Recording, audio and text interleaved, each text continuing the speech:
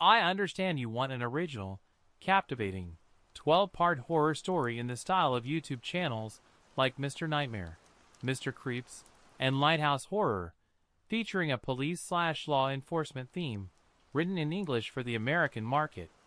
The story should be lengthy, targeting over an hour total narration time, and highly creative. I will start with Part 1. Police Car Light the Whispering Patrol. Part 1. The anomaly on Route 17. The patrol car was a coffin on wheels, and Officer Dean Harris felt every mile of Route 17 sink deeper into the night's cold silence. It was 3:17 a.m. in Etheria County, a stretch of highways so devoid of civilization that the radio static felt like company. Harris, a 15-year veteran with eyes perpetually tired, ran his hand over the worn steering wheel. His partner, Officer Kira Flores, young, sharp, and glued to her phone's GPS map, was trying to pinpoint a signal glitch. "The grid here is ancient, Dean," Kira muttered, not looking up. "I'm seeing a full sector blackout on the county's older tower relay, right around the old Blackwood Rest Stop. Remember that place? Creepy even in daylight." Harris grunted, the sound a low rumble in his chest. "Nobody uses Blackwood anymore, Kira. It's been condemned for what, 10 years? Probably a busted transformer, or a local doing something stupid with a generator. Just mark it for the utility crew." But Kira shook her head, her brow furrowed. "No, listen. It's not just a power outage. The automated distress beacon from a state trooper vehicle, Unit 312, has pinged right at that location. It went off 15 minutes ago. Silent signal. No voice call. Just the emergency broadcast." The silence in the patrol car went from companionable to chilling.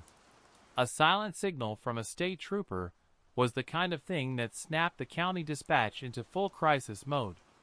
Unit 312 belonged to Trooper Marcus Thorne, a gruff, by-the-book officer everyone knew was too cautious to ever hit a panic button accidentally. Harris reached for the mic. "Etheria Dispatch, Unit 704. Confirming silent beacon from 312. Requesting last known voice contact and nature of the stop. Over." The dispatcher's voice, usually a calm monotone, was strained. 704 Dispatch. "We have no last known voice contact. Thorne signed off routine patrol an hour ago. We've tried hail and cell. Nothing. You are the closest unit. Proceed with extreme caution. Log ETA and contact us immediately upon arrival. Over." Harris met Kira's eyes in the rearview mirror. They were wide, reflecting the eerie, strobing green light from the dashboard's clock. This wasn't a flat tire or a drunk driver. This was the kind of void that swallowed officers whole. "All right, Kira," Harris said, pulling a quick U-turn that made the tires squeal faintly on the desolate asphalt. "Time to see what swallowed Trooper Thorne." Route 17 twisted for another 15 minutes before they saw it. A single, thin beam of blue light cutting through the thick pine forest. It wasn't the state trooper's high beams. It was a slow, deliberate flash from the patrol car's emergency bar, visible through the dense trees. As they got closer, the air itself seemed to drop 10 degrees. The Blackwood Rest Stop sign was barely visible, rusted and half obscured by overgrown ivy. It felt less like a stop and more like a hole in the world. Harris parked Unit 704 about 50 yards from Unit 312's visible lights, cutting their own engine and lights. The silence that followed was absolute. No wind, no crickets, not even the typical highway hum. Just a profound, heavy quiet. Trooper Thorne's cruiser was angled awkwardly near the entrance of the abandoned rest stop's parking lot. The driver's side door was wide open, a grave invitation. Kira's voice was a low whisper. "Dean, look!" On the rear bumper of Thorne's car, a thin, glistening smear of something dark ran down the white paint. It looked like oil, but the color was too deep, too rusty. Harris pulled his heavy flashlight and his sidearm. "Stay here," Keep eyes on the perimeter. If I call it in, you back me up. But do not leave the vehicle unless you absolutely have to. He didn't wait for a response, already moving toward the open door. The smell hit him first. A strange, metallic sweet odor mixed with something sharp and sterile, like old cleaning supplies. The interior of Unit 312 was immaculate. No signs of struggle, no blood, no broken glass. The radio mic was dangling from its cradle, the cord pulled taut as if Thorne had dropped it suddenly mid-sentence. His patrol laptop was open, displaying the final, chilling screen.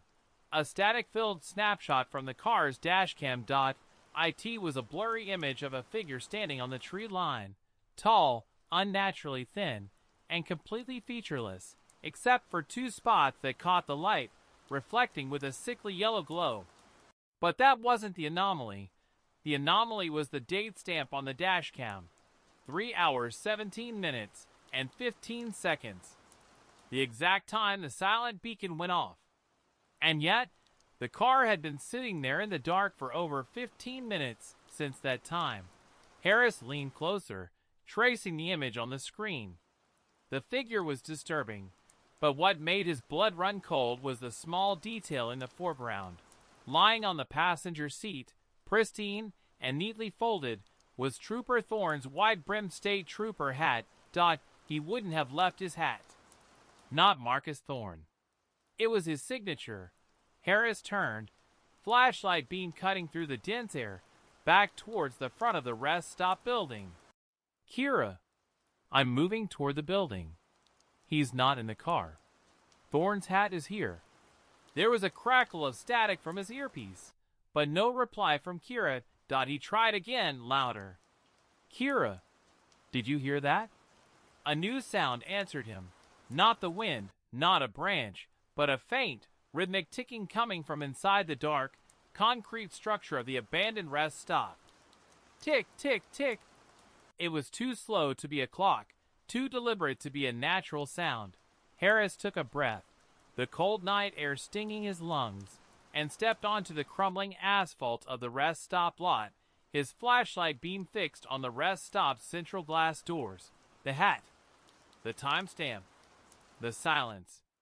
This was where the jurisdiction ended, and the true horror began. I've set up a terrifying, immediate hook with the silent trooper beacon, the pristine but abandoned vehicle, the eerie dashcam anomaly, and the unsettling sound from the building.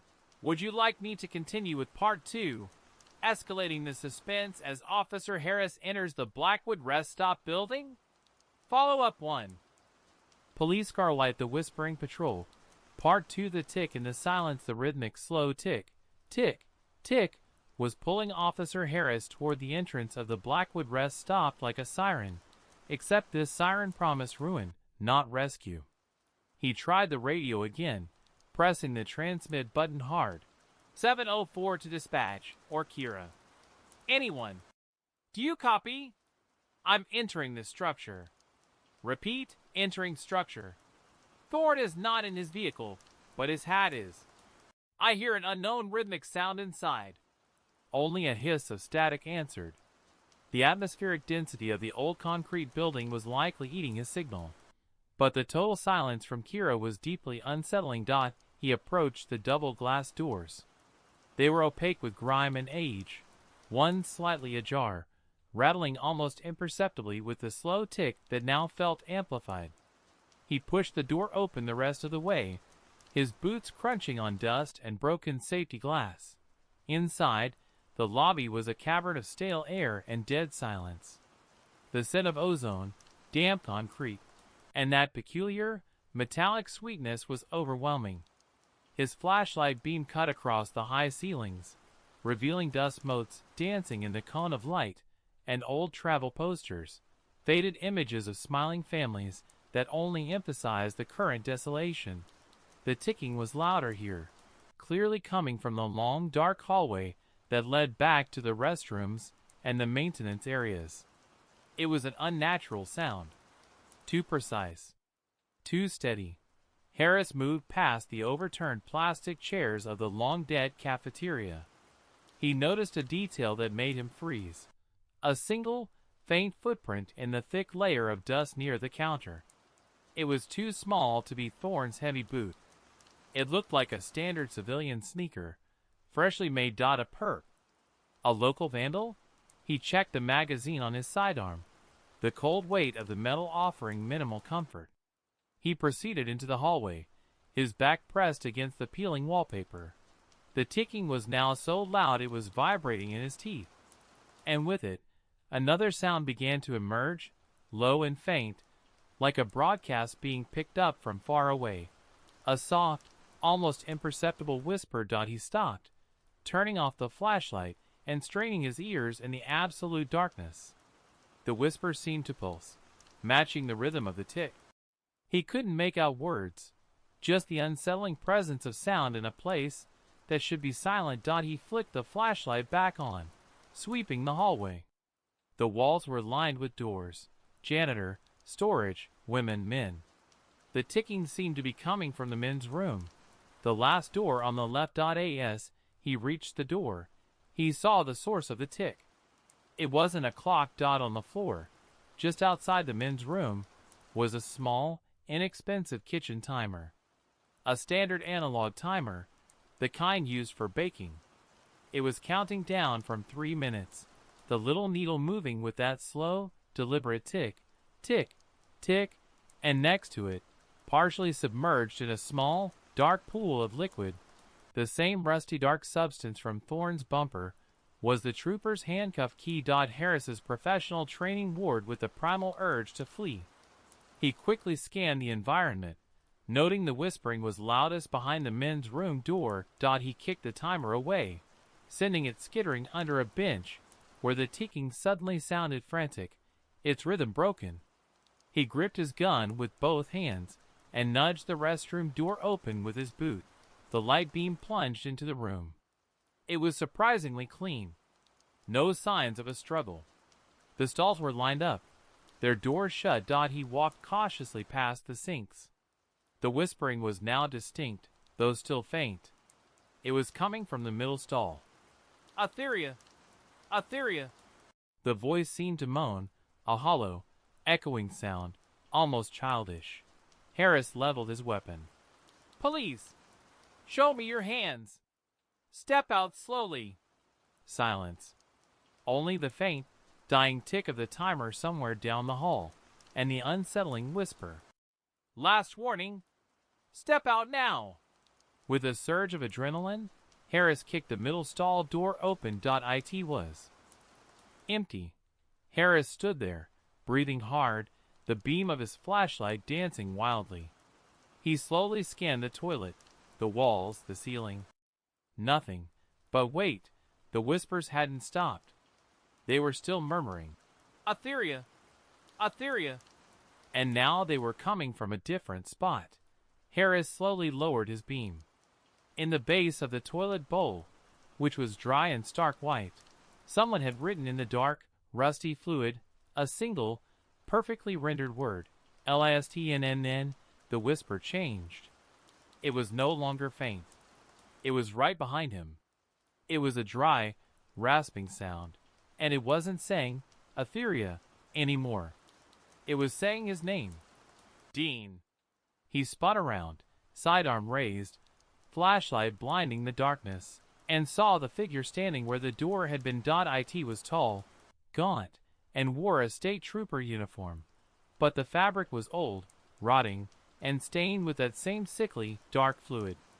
The face was obscured by shadow and a thick, irregular growth of something resembling black mold, save for 2 spots that glowed with a terrifying, sickly yellow light, just like the image on the dashcam. Before Harris could shout, before he could fire, the figure made a sudden, impossible move. It didn't step. It slid across the floor, faster than anything alive, and the last thing Harris heard before the flashlight crashed to the floor was the sound of its whisper, right next to his ear, heavy and suffocating. "The patrol belongs to the road now." The light went out. The whispering continued, now joined by a sound that Harris recognized with horror. The sound of a heavy, metal door slamming shut outside the patrol car. Kira. I've escalated the tension by having Harris enter the building, introduce the unsettling ticking element, reveal the message listen, and finally introduce the physical, or seemingly physical, entity that attacked Trooper Thorne, ending with the immediate threat to Kira. Would you like me to continue with Part 3, where the focus shifts back to Kira and Harris's desperate attempt to escape the sealed rest stop? Follow-up 2. Police car light the Whispering Patrol. Part 3 sealed in the darkness that enveloped Officer Harris was immediate and absolute, heavier than any normal night. He scrambled backward across the slick, dusty tile, his sidearm slipping from his numb fingers. The stench of ozone and rust sweetness was suddenly overpowering, choking him. The whispering continued, an unnerving chorus of dry, clicking sounds, seemingly emanating from the very walls around him. He could feel the proximity of the figure, that impossibly fast, decaying state trooper, even if he couldn't see it. The terrifying realization that this was not a man, not an animal, but an entity settled deep in his core. Then, a sound cut through the terror, the frantic, muffled yell of his partner. "Dean! Dean, what was that? The door just..." Kira's voice was sharp with panic, cutting off abruptly. Harris lunged blindly for his radio mic on his shoulder harness, his fingers fumbling with the tiny button. "Kira! Kira, do you copy? It's here. Get out of the car. Get away from them." A blast of static, sharp and loud, ripped through his earpiece, silencing Kira completely. He ripped the earpiece out, the noise too painful, and scrambled back against the cold porcelain of the sinks. He needed light. His flashlight was on the floor somewhere, but reaching for it meant exposing himself to the thing he knew was sharing the darkness with him. Tick, tick, tick. The sound started again. It was the same rhythm, but this time, it wasn't coming from a timer. It was coming from the center of the room, slow and heavy, like a large drop of water falling onto marble, except it sounded wet, thick, and closer than before. Harris carefully reached into his belt and pulled out his secondary light source, a small, but powerful LED clip light usually reserved for evidence collection. He flicked it on, keeping the beam low and tight. The light revealed nothing in the immediate area except the immaculate row of stalls and the stainless steel sinks. The entity was gone, but in the center of the floor, where the ticking sound originated, he saw it. A trail. The rusty dark fluid was no longer just a smear. It was a fresh, thick, glistening trail leading from the middle of the room, around the sinks, and disappearing into the wall where the piping was. And in the middle of that pooling liquid, marking the rhythm of the ticking sound, was a single, human tooth. Not decayed, but clean, white, and perfect. Tick. He ignored the biological horror and focused on the immediate threat, Kira. He shoved his gun into his belt, grabbed his fallen flashlight, and ran from the men's room, not caring about the noise he made. The hallway was exactly as he had left it, the faint ghost of the old kitchen timer still ticking softly under the bench. He burst through the lobby doors and into the parking lot. The sight made his stomach drop. Unit 704, their patrol car, was still there, lights off. But the entire parking lot entrance, including the space between their car and the trooper's car, Unit 312, was now blocked. Not by a natural object, but by a makeshift, terrifying barricade. Several dozen sheets of corrugated, rusted metal, ripped from what looked like the walls of the maintenance shed behind the rest stop, were stacked and leaned against one another, secured by thick, heavy-gauge wire that was looped and twisted impossibly tight. The barricade was about 8 feet high, stretching the entire width of the narrow parking lot exit. It was a metal wall, and they were sealed and he hammered on the passenger window of Unit 704. "Kira! Kira, open the door!" He heard a muffled sob from inside. Kira finally fumbled with the locks and the passenger door swung open. She was huddled against the far side of the seat, her face streaked with tears and dirt. "Dean! Oh God, Dean! I saw it!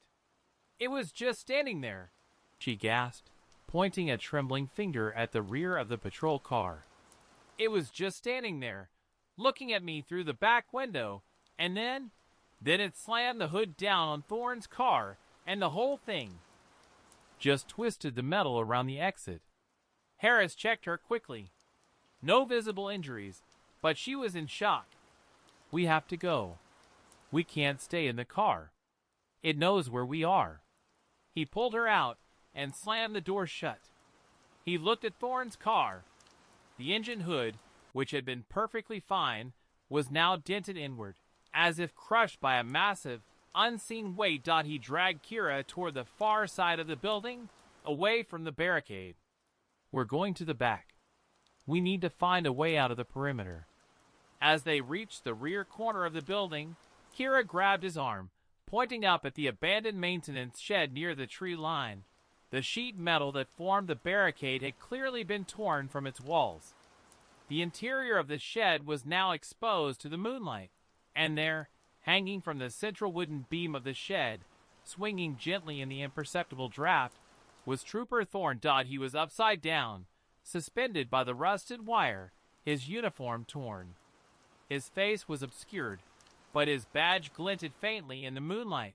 Beneath him, scrawled onto the dusty concrete floor of the shed, was a new message, written in the same dark, rusty fluid, larger and bolder than the one in the toilet. The road demands its Tolland. As Harris and Kira stared in mute horror, the air around Thorne's body began to shimmer, and the faint, dry sound of 100 voices started to whisper from the trees, a chorus of chilling agreement.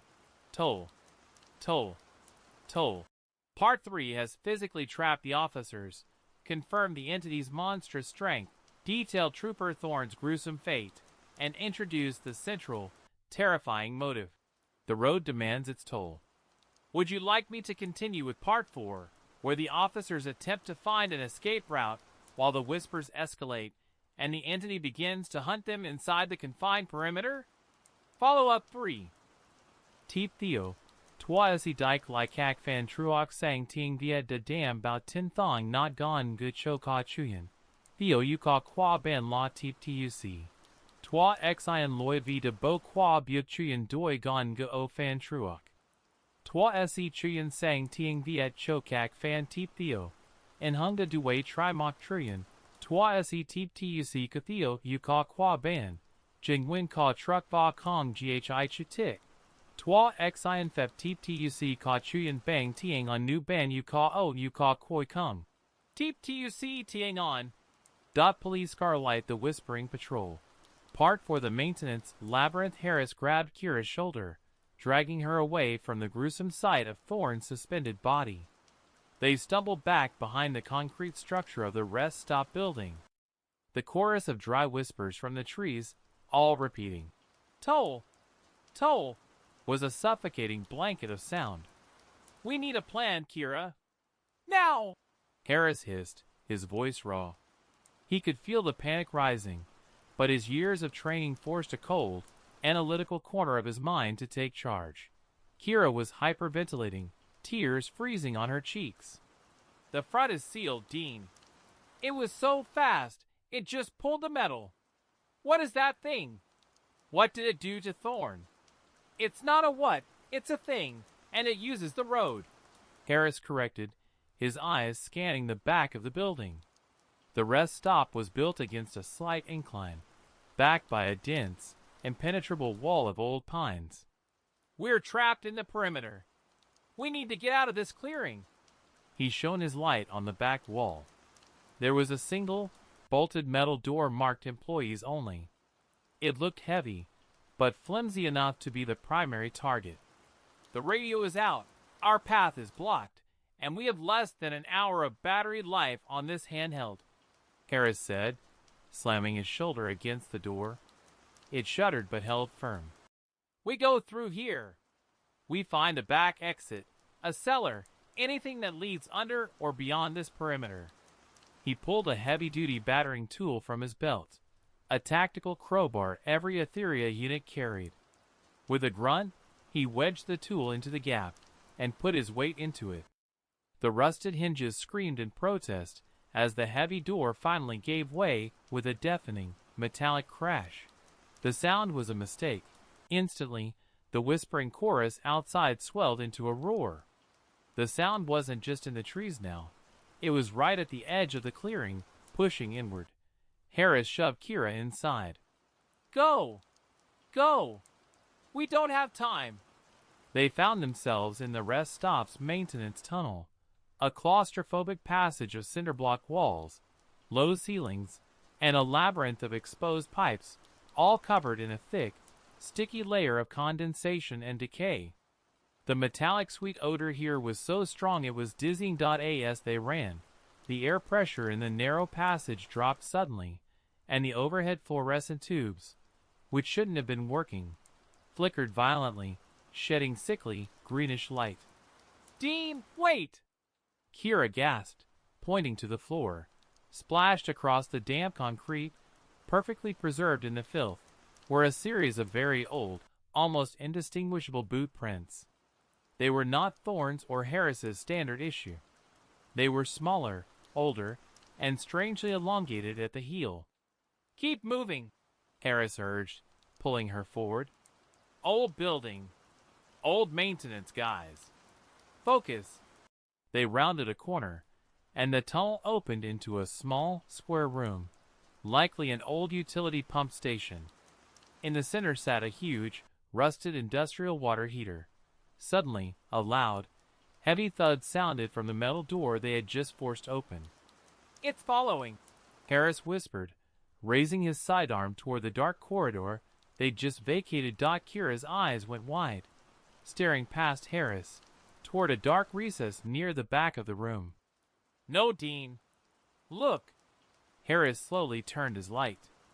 Against the back wall, someone had neatly lined up 5 identical, heavy-duty black toolboxes. Above them, nailed into the crumbling cinder block, was a small, dusty plaque. Harris leaned closer, reading the faded script on the plaque. "Etheria County Patrol missing in Action Sector 17, 1983. And below the plaque, scrawled directly onto the cinder block wall with the same dark, rusty fluid that stained Thorne's body, was a fresh addition. Counting. The whispers now echoed inside the small room, amplified by the metal pipes, and they were distinct. They were no longer chanting. "Toll!" They were calling out numbers, each voice dry, frail, and agonizingly slow. 3, 4, Kira whimpered, clutching Harris's arm. "Those are the missing troopers from 83. The ones they never found." Harris looked at the 5 toolboxes. 5 missing troopers. And now Thorne made 6. And the entity was counting. 5. Harris knew he had seconds before the entity completed its count and reached them. He noticed a narrow, chest-high crawl space under the water heater, half covered by shadows, and a pile of old insulation. "The crawl space now!" he shouted, kicking aside the insulation. He pushed Kira into the tight, dark space. The air inside was thick and metallic, like breathing pennies. Harris quickly followed, pulling the insulation back over the opening just as the voice reached its terrible climax. A dry, rattling sound, directly from the corridor, announced its arrival. The air dropped again, and the smell of ozone became painful, and then a sound that froze their blood, a clear, ringing, victorious voice, sharp and close. Not the whisper. Not the count. 6. And immediately after, the heavy, rusted water heater above them began to groan. The sound of bending metal, the sound of impossible pressure. Harris pressed himself against the dirt floor of the crawl space, Kira breathing raggedly next to him, as the entity began to crush the only thing separating them from it. Part 4 has introduced the history of the location, connected Thorne's disappearance to 5 previous cold cases, the counting hook, physically cornered the officers in a claustrophobic space, and escalated the entity's direct threat and terrifying voice. Would you like me to continue with Part 5, where Harris and Kira navigate the confined space, dealing with auditory and physical hallucinations caused by the entity? Follow-up 4.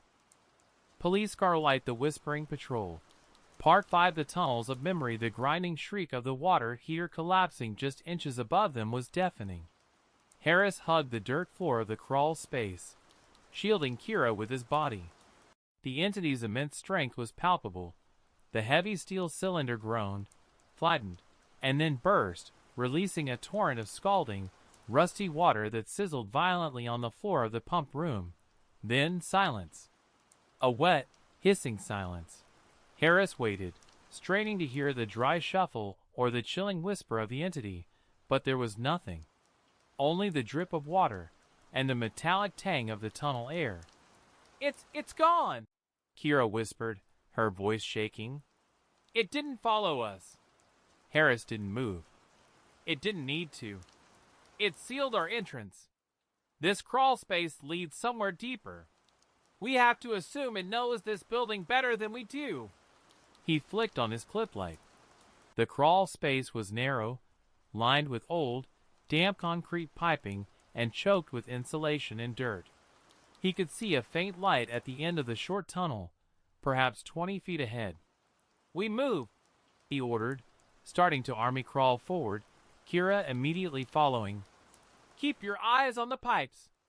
If this thing is connected to the road, it might be connected to the infrastructure.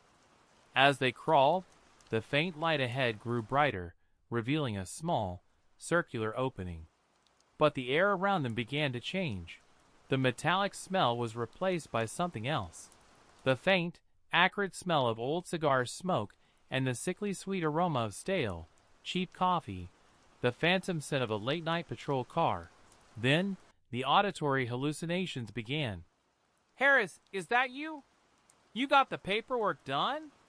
A gruff, familiar voice, tight with exhaustion, sounded from the surrounding pipes, right next to Harris's ear. Harris froze. Thorne? Kira grabbed his ankle. Dean, stop! That's not real. Thorne is. I know. Harris hissed back, but the voice was so real, so present. Come on, rookie, move it! The voice snapped, now echoing from deeper within the pipework, sounding impatient. The beacon's pinging again! The kid's causing trouble on 17. Harris shook his head, pushing forward. The hallucinations were designed to stop them. They were feeding on his professional memories. They reached the end of the short tunnel and slept through the small opening. They found themselves in a cylindrical, 10-foot-deep maintenance well, an underground junction for the rest stop's various utility lines. The light source was a single, old-fashioned yellow bulb hanging from a thick, frayed cord high above their heads. The walls of the well were lined with thick, concrete pipes leading off in different directions. Kira immediately pointed to the largest pipe opening. That looks like a main drainage line. It might lead past the perimeter. Wait, Harris said, pulling his light across the floor of the well. The floor was concrete, but it was marred by deep, concentric scratches, perfect circles that ran around the entire perimeter of the small space. They looked like they were made by something heavy, sharp, and constantly dragged around the well, and scattered amongst the scratches were dozens of small, metallic objects. Harris leaned down and picked one up. It was a state trooper badge, tarnished and scored, but recognizable. Then another, and another. There were 6 badges scattered on the floor of the well. Thorne's missing badge was the newest .6. The count. The whispers returned, now not coming from the walls, but from the open mouths of the drainage pipes. And they weren't repeating a word. They were reciting the names of the missing troopers from the plaque in Part 4, each name punctuated by a faint, wet drip. Miller, drip. Haynes, drip. Torres, drip. The voice Harris heard next wasn't spectral or professional. It was Kira's voice, clear and cold, right next to him. You should have just stayed in the car, Dean. You shouldn't have interfered. Harris spun around, hard hammering. Kira was right there, but her eyes were glazed over, vacant, and Her face was slack with an unnatural blankness. "Kira, snap out of it!" She didn't respond. Her hand slowly, deliberately, reached to her belt and began to undo the clasp of her own sidearm holster. "The road requires new names, Dean." Her voice droned, hollow and without inflection. "The cycle must complete." Harris knew the entity was using Kira as a conduit, a temporary vessel to stop him. He had two choices: draw his weapon and risk hurting his partner, or find a way to break the connection. He spotted a thin, exposed copper ground wire dangling from the light fixture high above. It was within reach if he made a risky jump. "I won't let you have her!" Harris yelled at the entity controlling her, and he made a desperate leap, grabbing the frayed cord and the copper wire simultaneously. A sharp, violent shock of electricity surged through him, making his teeth rattle and his body seize up. He felt a burning pain, and the light bulb above them exploded in a flash of blinding white. The spell was broken. Kira screamed, dropping her hand from her gun, her eyes snapping back into focus. The whispers in the pipes immediately turned into an agonizing shriek, a sound like tearing metal. Harris landed hard on the floor of the well, gasping, but alive. "The main pipe! Go! Now!" he choked out, pointing to the largest drain pipe. Kira scrambled to the pipe opening. She looked back at Harris, her eyes wide with terror, not just from the entity, but from what she had just almost done. "It tried to make me kill you, Dean," she whispered. "I know," Harris said, scrambling to his feet. "But the light stopped it. Infrastructure disruption stops it. Now move!" As they climbed into the dark mouth of the drainage pipe, Harris took one last look at the empty well. The 6 badges lay on the floor, perfectly illuminated by the faint glow of his clip light, and suddenly, a small, dark object rolled out of the nearest pipe opening, landing with a faint, metallic clink at his feet. It was Trooper Thorne's radio mic, and as Harris stared at it, a dry, faint whisper emanated from the mixed speaker, closer than any shadow. "The drain leads to the road, Dean. And the road never ends." Part 5 has utilized claustrophobia and the memory/hallucination hook, confirmed the entity's ability to possess or influence the living, and shown a weakness, electrical disruption. The officers are now in the drainage system, heading toward the next phase of the entity's trap. Would you like me to continue with Part 6, where the officers find a disturbing record of the past victims within the drainage pipe and realize the true nature of the road? Follow-up 5. Police car light the whispering patrol. Part 6, the roads archive. The drainage pipe swallowed them whole. It was large enough for Harris and Kira to crouch walk, but the atmosphere was thick, humid, and smelled overwhelmingly of sulfur and decay. The air was cold, yet a sticky, almost oily film coated the interior walls and their uniforms. "Keep the light low," Harris instructed, his voice echoing unnervingly in the concrete tube. He kept his tactical clip light focused on the slippery, curved floor, wary of trip hazards. "If that thing uses the road's infrastructure, we're essentially in its nervous system now." They moved slowly, their breath misting in the frigid air. The whispers were gone, replaced by the relentless, mocking sound of running water, a low, gurgling roar that seemed to follow them from unseen channels. After what felt like an endless 10 minutes, the pipe began to slope downwards, and they entered a section where the drainage flow was heavier, pulling around their ankles. "This is bad, Dean," Kira whispered, her voice tight with tension. "This water is moving fast. We're going to lose our footing if we don't slow down." Harris agreed, bracing himself against the pipe wall. "This must lead to the main outflow, probably under Route 17 itself." As they struggled against the current, Harris's light caught something embedded in the concrete wall beside him. It wasn't a pipe connection or a natural fissure. It was a carving. He stopped, dragging Kira to a halt beside him. The carving was deep and crude, clearly etched into the concrete with something sharp, like a knife, or a piece of metal. It was a tally mark. A simple vertical line. They moved forward. 10 feet later, another carving. Then another. And another. The walls of the drainage pipe were an archive of suffering.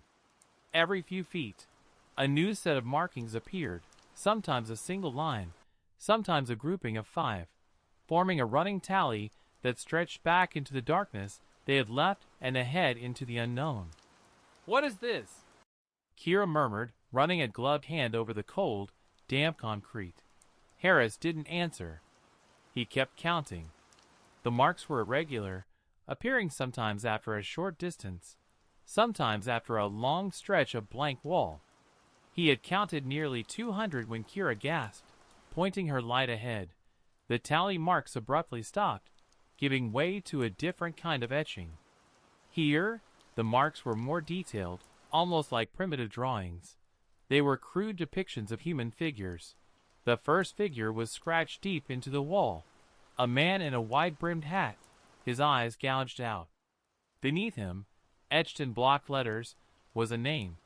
Thorne. A few yards further, another figure. This one was wearing an older style of uniform, recognizable from historical photos of the Etheria County Police. Beneath this one, the name, Miller. "The missing troopers," Harris breathed, the terrible realization sinking in. "This isn't just a drainage pipe. This is where it keeps its trophies. This is its road archive." They found all 5 of the missing troopers from 1983 etched into the wall, each one followed by a small, perfectly rendered tally of 5 lines. The last etching, Miller's, was followed by the inscription, "Count complete." Waiting for next, they walked past the 5 figures and their tallies, the weight of decades of terror pressing down on them. The current was now dragging at their knees. Then, the pipe opened slightly, leading into a small, dry alcove that offered a brief reprieve from the water. As they entered the alcove, the air felt suddenly, unnaturally warm. On the back wall of the alcove, etched not into the concrete, but written in the same dark, rusty fluid, was a final, horrifying message. It was addressed to them. Tolpaid. 6. Collection. SEV and Harris felt a spike of cold dread. 6 was Thorne. 7. Kira didn't need to finish the thought. She was already staring at the wall, her face pale. Beneath the message, the entity had drawn a new figure. It wasn't a man in a hat. It was a woman, smaller, with her hair roughly etched in a short bob, Kira's hairstyle. And beneath the drawing, the single, terrifying word was written. Kra. Before either of them could react, the water flow in the pipe suddenly surged, not from rain or a natural source, but with an impossible, pressurized force. The pipe began to hum violently, and the gurgling roar of the water changed into a distorted, agonizing scream. The scream was not water. It was the combined, echoing voices of all the names etched into the concrete, screaming in perfect, tortured unison. The force of the sudden wave slammed into the alcove, throwing Harris and Kira against the back wall, the water level rising instantly to their waists. As the torrent raged around them, Harris saw something else being washed along the current. Not debris, but something organic. It was a piece of uniform fabric, dark blue, soaked and clinging to the wall. And entangled in the fabric, shining faintly, was a familiar, silver object. It was the key to Unit 704's patrol car. Kira's key. The entity hadn't just sealed the entrance. It had ensured they could never leave the perimeter, even if they somehow got back to the car. And now, it was actively trying to flush them out of its archive and into the main road flow. The lights in the pipe flickered and died. Absolute darkness. The screaming voices in the water grew louder, closer, and more demanding. "Team!" Kira yelled over the roar of the water. "We have to go deeper. This water is going to pull us onto the road." Harris gripped her arm, unable to see anything. "We don't go under. We find a vertical. We get up. If the road is the entity, We have to find a way off its surface.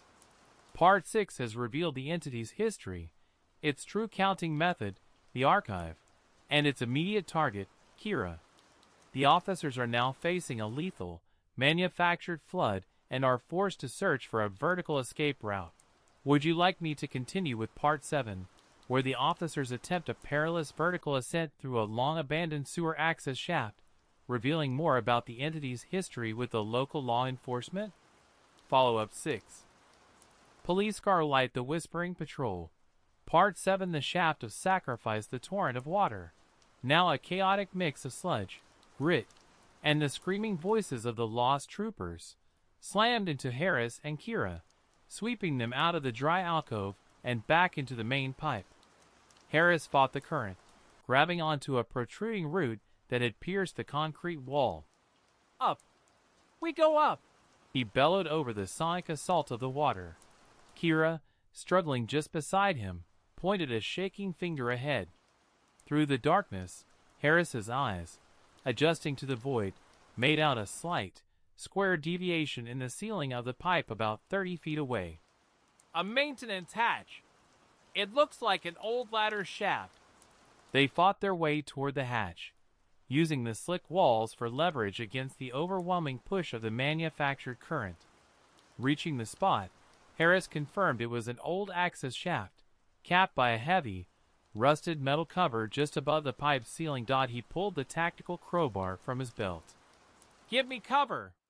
Kira braced herself against the rushing water, aiming her light, now barely a flicker, at the dark opening.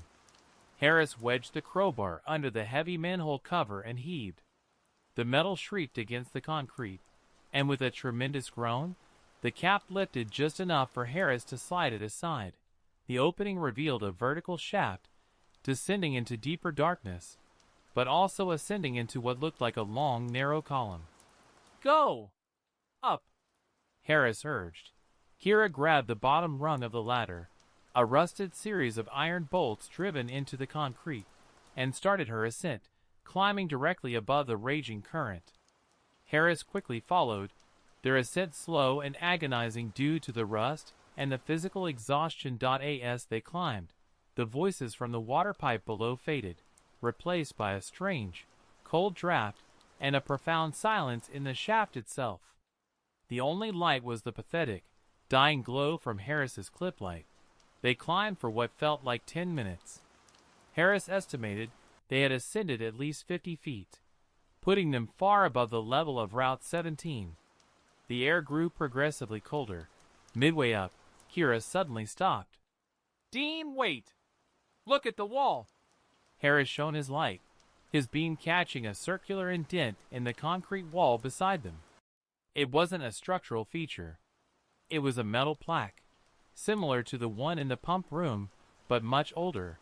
Harris carefully pulled himself to the side and scraped away the decades of grime. The script was almost illegible, but he made out a few words. Etheria County Road Authority Sector 17 Survey 1947. And beneath the date, scratched in the same rusty fluid as the messages in the rest stop, was a tiny, intricate drawing. It was a depiction of the road itself, Route 17, but it was covered in tiny, swirling lines and dots, almost like a living vein system. The Road Authority, Harris muttered, understanding dawning like a cold knife. This thing isn't just haunting the road. It is the road's memory. It's the infrastructure, the foundation, the things people built over it to cover it up. Kira pointed higher up the shaft. Look at the ladder, Dean. Every few feet. Above them, on the vertical concrete column, every third or fourth rung of the iron ladder had been meticulously marked. Not with a tally, but with a piece of dark, tattered uniform fabric, a swatch of police blue, tied tightly to the iron. This is its collection, Harris realized, his heart sinking. Not just the badges, but the uniform. The identity. Every piece of evidence they failed to find over the decades. They kept climbing, passing one uniform swatch after another. Some were old and brown with decay. Others, higher up, looked newer, including one dark blue piece that looked disturbingly like Thorne's coat material. They were in the entity's trophy case. Then, just as the clip light began to dim dangerously, they reached a small, circular landing about 5 feet below the top of the shaft. This platform was large enough to stand on, and it contained a single small door, a steel maintenance access panel, bolted shut. On the floor of the landing, lying next to the rusted door, was a police-issue portable radio, identical to the one in their car. It was battered and cracked, and it was on. The radio was hissing with static, but every few seconds, the static would clear just enough for a single, agonizing sound to be heard. A muffled, choking scream. Harris quickly silenced his own movements. He knew this was a trap. The entity had placed it there. Kira reached for the radio. "Maybe we can signal." "No, Kira. Don't touch it," Harris hissed, pulling her hand away. As if triggered by their presence, the radio's speaker crackled violently, and the screaming stopped. A dry, rasping whisper took its place, loud enough to fill the small space. "You found the path of sacrifice, Officer Harris. You see their climb. You see the toll." The whisper shifted, becoming seductive, manipulative. "The road will let one go. One offering. One life for the return of the 6." The whisper began to drone, a chilling litany of promises. "Leave the young one. She is the newest tally. The road demands her. Go back to the car. Your radio will work. Your escape will be clear."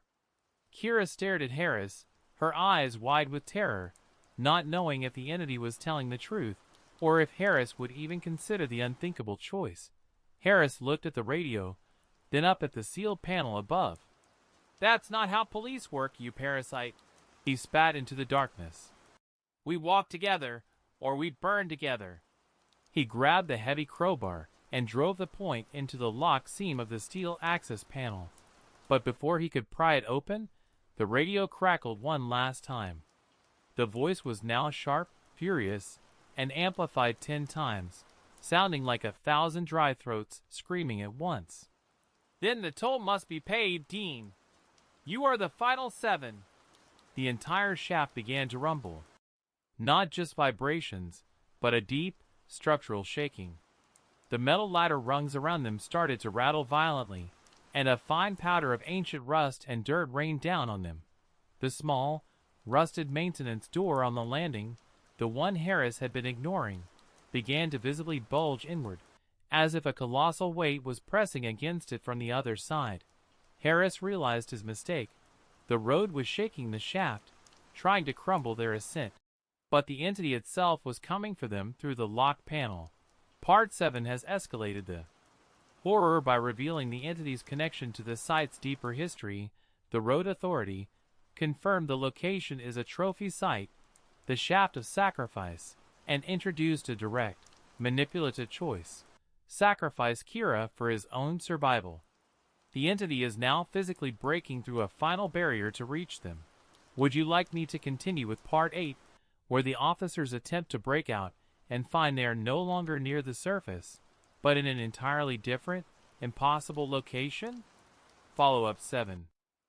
Police car light the whispering patrol. Part 8. The impossible office. The steel maintenance door on the landing panel screamed as the unknown force behind it pressed inward. Harris didn't hesitate. He thrust the tactical crowbar with all his strength into the seam of the upper access panel, the one leading to the final exit above the landing. "Kira, pry that door with your hands. Anything. We're breaking through now." The iron bolt holding the upper panel groaned and snapped under the pressure of the crowbar.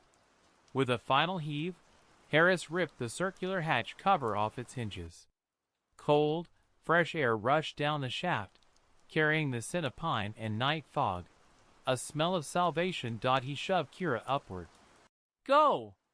Don't look down!" Kira scrambled through the opening. Harris quickly followed, rolling onto a surprisingly level floor just as the rusted maintenance door below them violently ripped from its hinges and slammed into the opposite wall of the shaft with a heavy metallic sound. They were out. Harris quickly dragged the heavy, circular hatch cover back over the opening, jamming the crowbar across the top for good measure. The sounds of dry, furious whispers immediately erupted from beneath the cover, muffled but clearly enraged. Harris checked his surroundings, his senses on high alert, his clip light beam sweeping the area. He expected to be in a small utility shed, perhaps a clearing near the highway. The reality was far more disturbing. They were in a small, square office. The walls were lined with faded, olive green wallpaper. A dusty, old wooden desk sat in the center, and filing cabinets lined the back wall. A single, naked fluorescent tube hummed faintly overhead, its light weak and buzzing, giving the room a sickly yellow cast. It was an office from the 1970s or 80s, the kind of administrative room that should have been sealed and forgotten decades ago. But the shocking anomaly wasn't the dated decor. It was the location. Where are we? Kira whispered, staring wide-eyed at a framed photograph on the desk. A sepia-toned picture of a crew of men in hard hats standing over an asphalt pour. The picture dated 1978. Harris looked at the floor. It was polished concrete, spotless. No dust. He walked to the window. It was a single, large, horizontal pane of glass, covered by thin, half-closed Venetian blinds. He pulled the blinds open just an inch and peered out. There was no forest. No Route 17. No stars. Outside the window was only a view of the interior of the maintenance shaft. They were looking down onto the landing they had just left, the upper lip of the shaft filling the entire view. The fluorescent light from the office was reflecting off the pitted concrete walls of the vertical column they had just climbed. Impossible, Harris breathed. We climbed 50 feet up. We should be on the surface. We are, Kira whispered, her voice cracking. She pointed to a shelf near the ceiling. Stacked neatly on the shelf were dozens of small, spiral-bound notebooks, the kind police officers use for patrol logs and notes. Harris grabbed one. The cover was brittle, the binding broken. He carefully opened the first page. The neat handwriting inside detailed a traffic stop on Route 17, describing a driver who saw figures in the pines. The entry was signed, Officer J. Haynes, 1983. This is Haynes's patrol log, Harris realized, flipping through the pages. Haynes was one of the missing troopers, whose name was carved in the drainage pipe. We aren't on the surface. We're in the entity's headquarters. The final archive. He looked back at the desk. Sitting exactly in the center, underneath the 1978 photo, was a large, ancient ledger. Harris approached the ledger with trepidation. He slowly opened the cover. The pages were filled with the same meticulous, neat handwriting, but this wasn't a patrol log. It was an account book. The title across the top of the first page read, Etheria County Road Authority Sector 17 Personnel and Tolls. Beneath the title, rows of dates, names, and notes were logged. Harris quickly scanned the entries until he found them. Most recent, date name clearance notes, 03/17/2012R. Torres PID entry complete. Relocated to subsector 4. 5:1, 08/19/2017J. Miller PID entry complete. Relocated to subsector 4. 6:1, 01/22/2025M. Thorne PID new entry accepted. Tally open. 6:7. Harris slammed the book shut, his mind racing. It's keeping records. It's treating the lives it takes like some kind of perverse accounting transaction. Kira pointed to the window again. Dean, the view. Harris looked back. The view out the window had changed. It no longer showed the vertical shaft. Now, it showed a blurry, static-filled image of the road at night. Route 17. And standing directly in the center of the road, Visible through the static was the tall, featureless figure of the entity. As they watched, the entity slowly raised its hand and pointed directly at the office window. The fluorescent light in the office flickered and died. A dry, rattling whisper filled the room, sounding like it was coming from the wood of the desk itself. "The final balance is due, Officer Harris. You found the accounts. Now you join the ledger." The heavy, steel filing cabinets along the back wall suddenly began to rattle violently, the drawers pulling themselves open with a screech of rusted metal.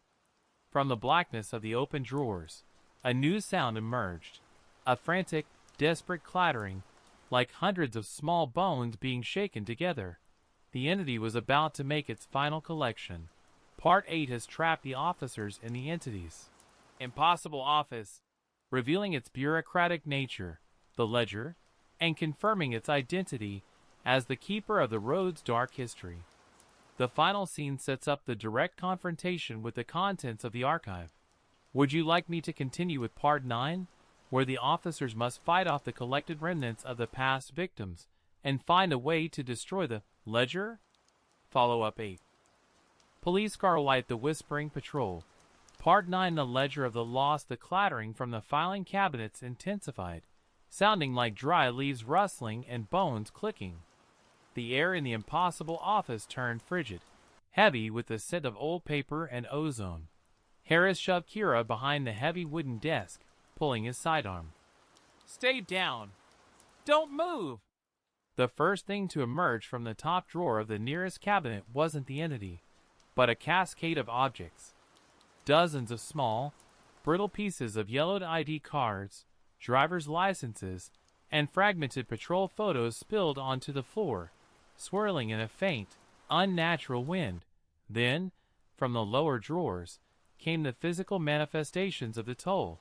They were not solid figures, but indistinct, swirling masses of shadow and dried material, uniform scraps, tangled hair, and bone dust, moving with jerky, unsettling speed. They flowed out of the cabinet drawers, converging into 5 distinct, swirling, human-shaped clouds, each roughly the size and shape of a man.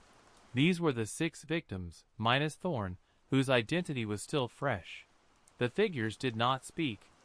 They moved with a dry, rustling sound, gliding silently toward the desk. Their collective presence radiated intense cold and absolute malice. "It's using the archive against us," Kira yelled, scrambling to stay low. Harris fired. The shot deafened them in the small room. The bullet ripped through the chest of the nearest shadow figure. The effect was minimal. The dust and shadow dispersed for a split second, only to immediately coalesce and continue its advance. "It doesn't work. They're not solid," Harris roared. Backing up toward the wall, he glanced frantically around the room, his eyes catching the ominous ledger still lying open on the desk. "The records! The ledger! That's the anchor!" The shadow figures surrounded the desk, their swirling forms reaching out with long, indistinct fingers of dusty cloth and grime. One of the figures, the largest, began to move with more purpose toward Kira, its center pulsing with a faint, sickly yellow light, the light from the entity's eyes. "Kira! The ledger! Destroy it!" Kira didn't hesitate. She lunged from behind the desk, scooping up the ancient, heavy book. The nearest shadow figure shrieked, a dry, ripping sound, and lunged at her, its icy touch grazing her arm. She ignored the paralyzing cold and sprinted toward the wall of filing cabinets. Harris provided cover, emptying the rest of his magazine into the swirling forms, slowing their cohesion by disrupting their mass. Kira slammed the ledger onto the top of the metal cabinet. The impact shook the entire structure, and the buzzing fluorescent light flickered wildly. "What do I do, Dean?" "It's too thick to rip." Harris saw a flash of movement.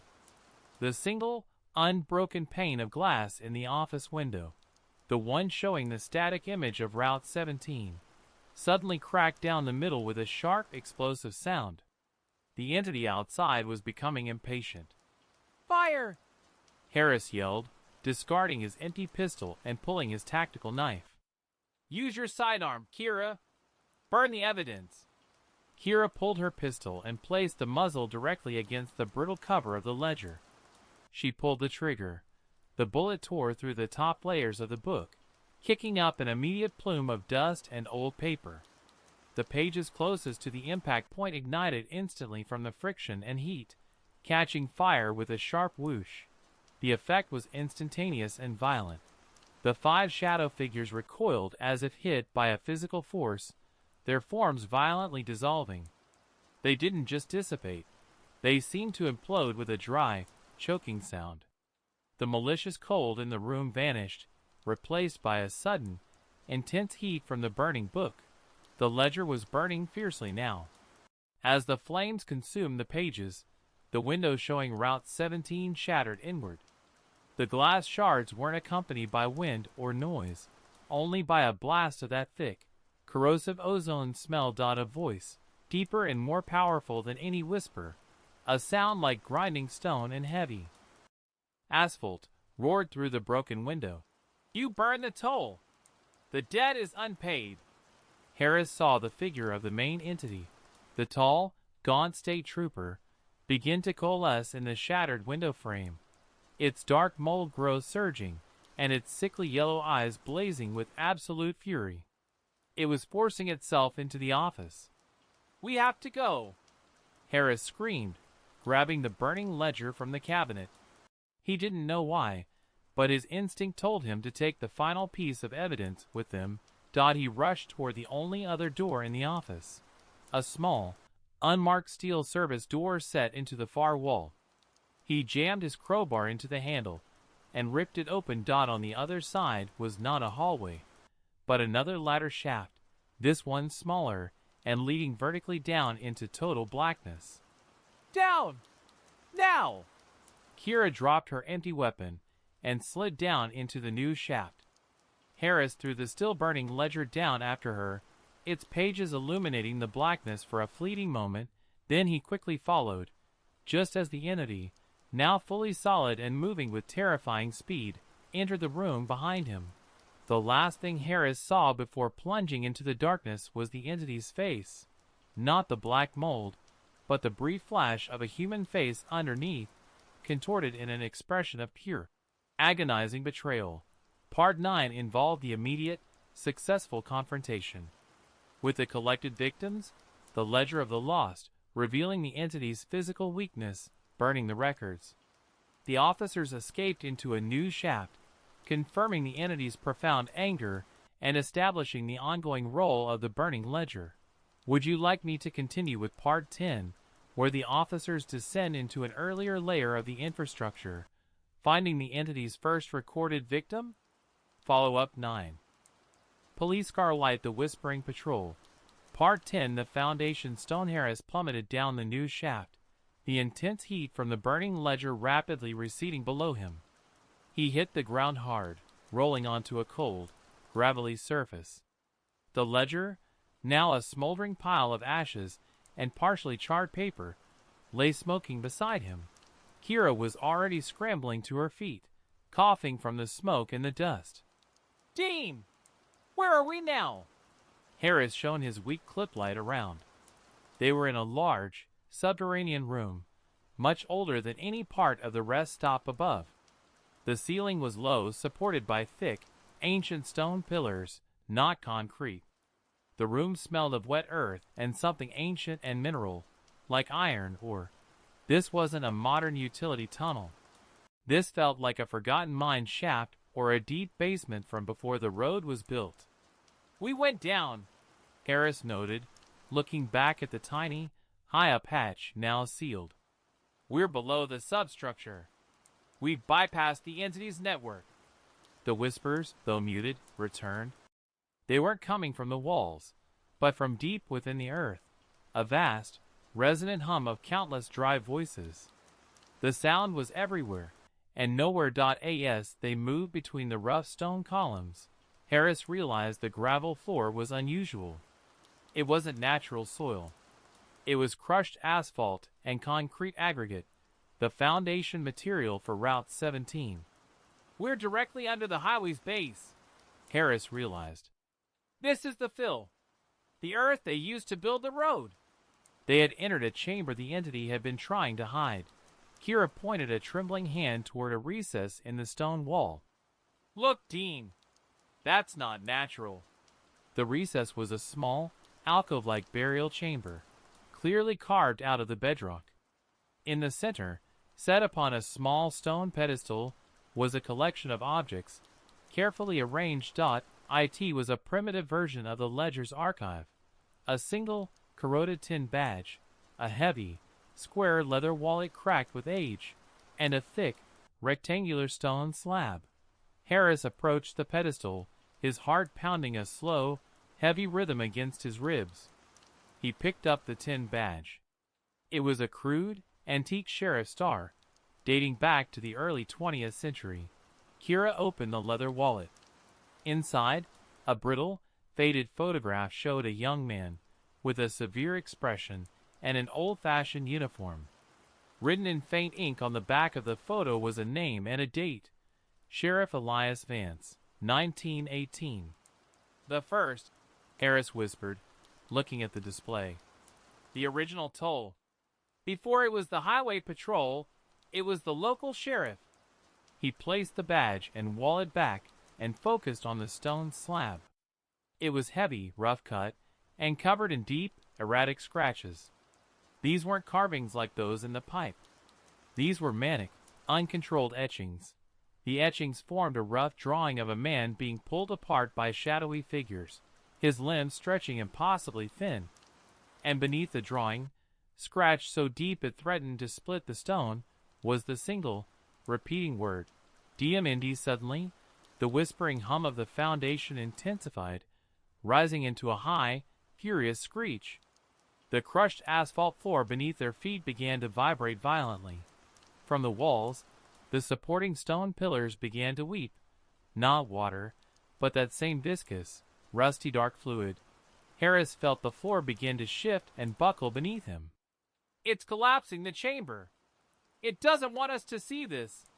He grabbed Kira's arm. We need to find an exit, now.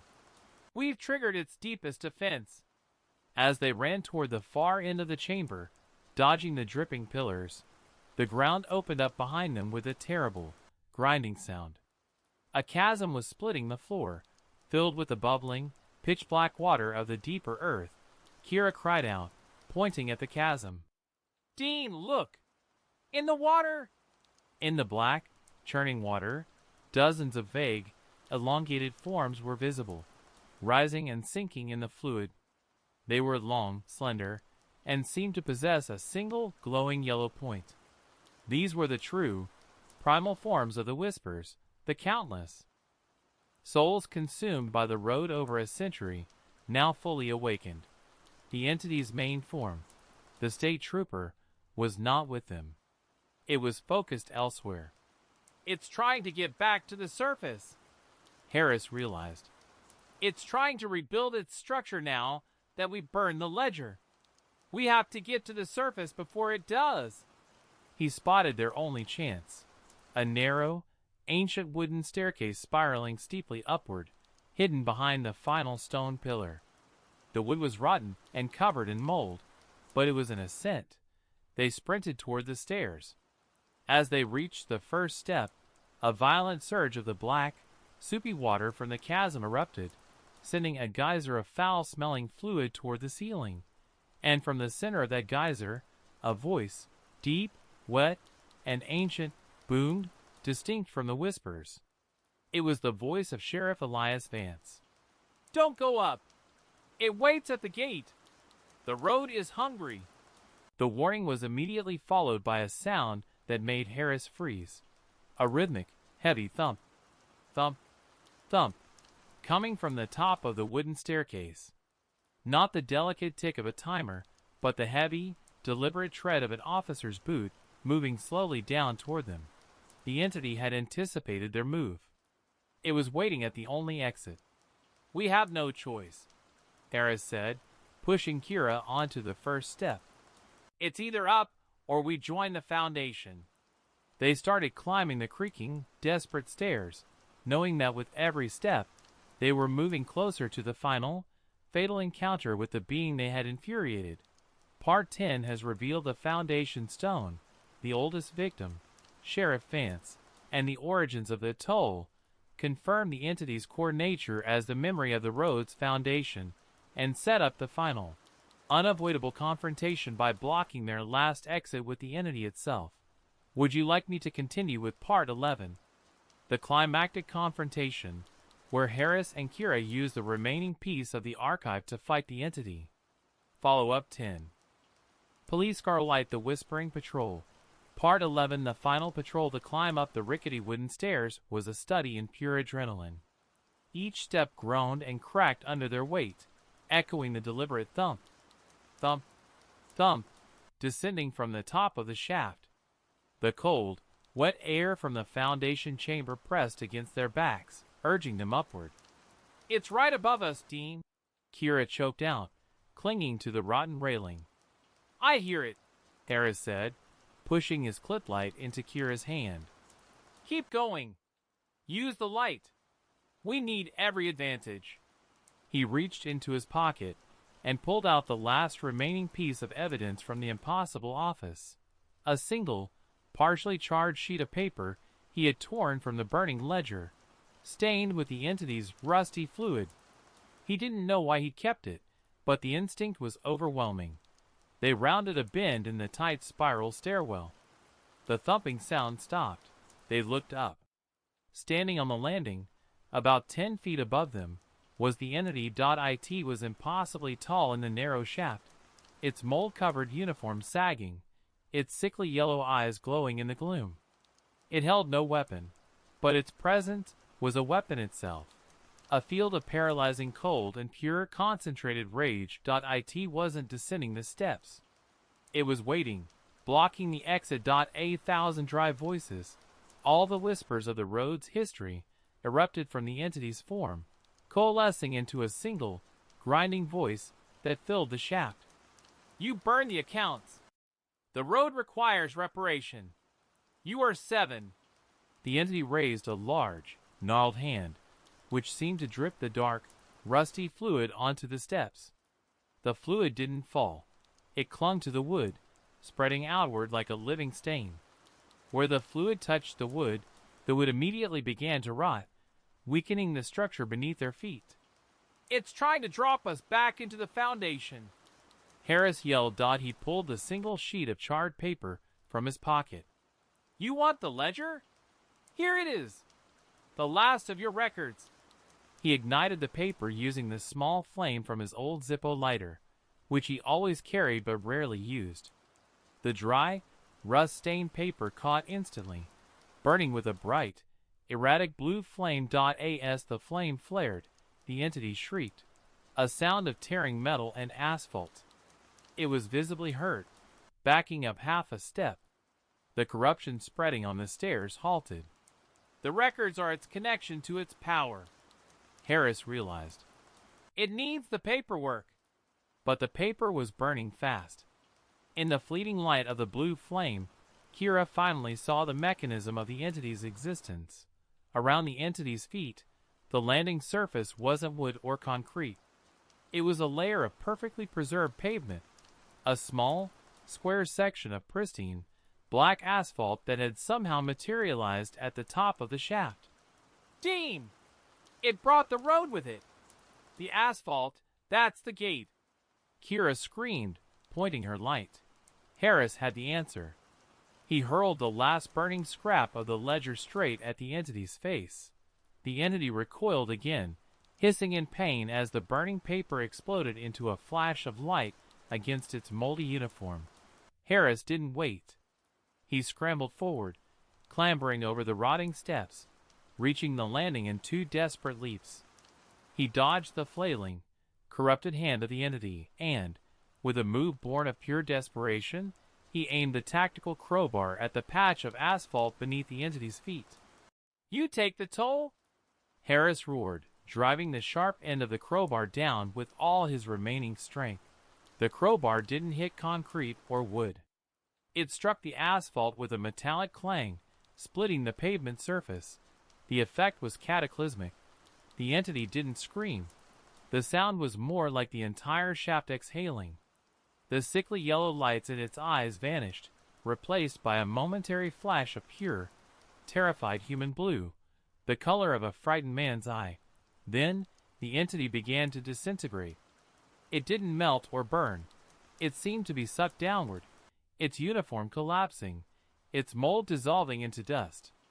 The air around it turned into a massive vortex, pulling the uniform scraps and the black mold growth down into the asphalt crack. The asphalt itself began to move, bubbling and swallowing the disintegrating figure.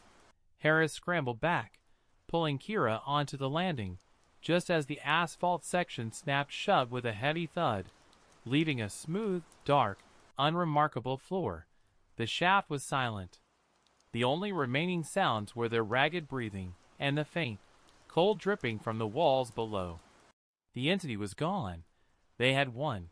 Kira pointed her light at the top of the shaft. Above them, a simple, metal manhole cover, just like the ones on any street, was visible, partially opened. "The surface," she whispered, her voice filled with disbelief. Harris, exhausted and bleeding, used the crowbar to lever the cover fully open. A gust of cold, clean night air and the blessed, familiar scent of pine and distant civilization rushed in. They climbed out onto the grass verge of a lonely, dark road. The manhole was located 20 yards off Route 17, near a heavily overgrown embankment. They looked back toward the woods. The Blackwood Rest Stop was nowhere in sight. The 2 patrol cars, Thorne's and theirs, were gone. The metal barricade had vanished. It's over," Kira said, looking back at the simple manhole cover, now just a piece of street infrastructure. Harris looked at the road, then at the crowbar in his hand. He looked at the vast, silent stretch of asphalt before them. "The ledger is burned, Kira. The accounts are closed for now," Harris said, his voice heavy. "But the road is still here." He turned to the one beacon of hope, the rising sun, which was just beginning to paint the eastern horizon with a thin, pale gray light. "We start walking. We call it in, and we find out what the hell happened to Unit 704. Part 11 was the climax, where the officers defeated the entity by destroying its power source and breaking its direct link to the physical world, the asphalt gate. They are now free, but stranded, and the true horror of their jurisdiction is forever changed. Would you like me to continue with Part 12, the final resolution, detailing the aftermath, the official cover-up, and the chilling detail that confirms the entity's lingering presence? Follow-up 11. Police Car Light, the Whispering Patrol. Part 12, the Jurisdiction of Silence. Finale. It took them 2 hours of walking along the desolate shoulder of Route 17 before they finally reached the first sign of life, a dilapidated gas station near the Etheria County line. They used the owner's phone to contact dispatch. The official response was immediate, overwhelming, and utterly confusing. A search team found Unit 704, Harris and Kira's patrol car, exactly where Harris had made the U-turn hours earlier. It was parked 50 yards from the entrance to the Blackwood Rest Stop. The car's engine was cold, the doors locked, and both Officer Harris and Officer Flores were listed as missing for the duration of their ordeal. Unit 312, Trooper Thorne's vehicle, was also located. It was found 20 miles north, near the county border, parked haphazardly behind a billboard. The vehicle was abandoned, clean, and showed no signs of struggle. Trooper Thorne himself was gone, classified immediately as a high-priority missing person. The Blackwood Rest Stop was exactly as Harris remembered it from earlier patrols. Condemned, overgrown, and profoundly quiet. No barricades, no crush damage, no mysterious fluid, and certainly no access shafts or impossible offices. Every piece of evidence, physical and infrastructural, had been meticulously erased. The official report, written by the state police chief and county sheriff, concluded that Officers Harris and Flores suffered a shared acute stress-induced psychotic episode triggered by the initial distress signal and prolonged exposure to the isolated environment. Harris and Kira, heavily medicated and officially on administrative leave, knew the truth. They had been trapped in the entity's dimension for hours, a dimension that existed within the highway's physical footprint. 3 weeks later, Harris was clearing out his locker at the precinct. He was putting his sidearm and remaining gear away when Kira approached him, her face pale, holding a thin, manila envelope. "The Internal Affairs report on Unit 312 finally dropped," she said quietly, her eyes darting nervously down the empty hallway. "They had to rule Thorne's disappearance as a missing persons case, pending evidence of foul play." She slid a single photograph from the envelope. It was an enlarged digital print from Trooper Thorne's dashcam. It was the same frame Harris had seen in the car, the blurry, thin figure with the yellow eyes standing on the tree line, time-stamped 3 hours 17 minutes and 15 seconds. "They couldn't explain the timestamp anomaly or the figure," Kira continued, her voice flat. "But they did find something in the image metadata." She pointed to a minuscule detail in the bottom corner of the photograph, just a few pixels of black and white. "Thorne must have zoomed in right before he was taken," she explained. "This is a tiny piece of paper, floating near the ground, almost invisible." Harris leaned close, squinting at the blown-up image. The fragment of paper was blurry, but the faint, dark writing on it was discernible. It was the beginning of an accounting line, written in the neat, meticulous hand they remembered from the ledger. The text read, "Sector 17 personnel and tolls."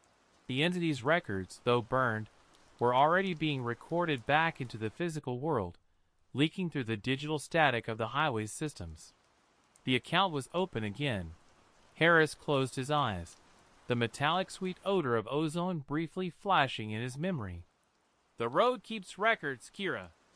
And the road never forgets." He pulled a small, strange object from his duty bag. It was the tarnished, antique tin badge they had found on Sheriff Vance's pedestal in the Foundation chamber. He had snatched it just before they climbed the stairs, a physical anchor from the entity's deepest past. "They can call it psychosis," Harris said, running his thumb over the crude star. "But we have a souvenir. A warning." Kira looked at the old badge, then back at the photo of the terrifying figure on Route 17. "So what now, Dean?" Harris locked his locker, the sound echoing in the empty hall. He looked at Kira, his eyes tired but resolute. "We go back on patrol," he stated. "We have the only evidence they'll never look for, and we have the knowledge. The entity feeds on silence and secrecy. We patrol every jurisdiction it tries to create, even if it's only in our minds." He stopped at the exit, then turned back to Kira, a chilling thought crossing his face. "One more thing, Kira. When we were climbing out of that final shaft, before we pushed the manhole cover open, I heard a sound. What was it?" Harris looked down, then back up at her. "The faint sound of a heavy tread, moving away from us. Not down the road, but under it. It was already starting to rebuild the infrastructure." He paused, then added the most terrifying detail of all. "And the sound wasn't the entity's heavy boot, Kira. It sounded like the old-fashioned boots of Sheriff Vance." Harris put his uniform cap back on. The sun was setting outside, casting long, dark shadows across the city streets. "The new patrol starts now," Harris concluded. "And we are the only ones who know that on Route 17, the jurisdiction of the dead is never closed." I have concluded the 12-part story. This finale wrapped up the immediate events, established the cover-up, psychosis, confirmed the entity's lingering presence through the ledger's influence on the physical world, and introduced a chilling ambiguity about the true nature of the current threat, Sheriff Vance's boots. Would you like me to use these 12 parts to outline a full 1-hour YouTube horror script, or would you prefer a new story?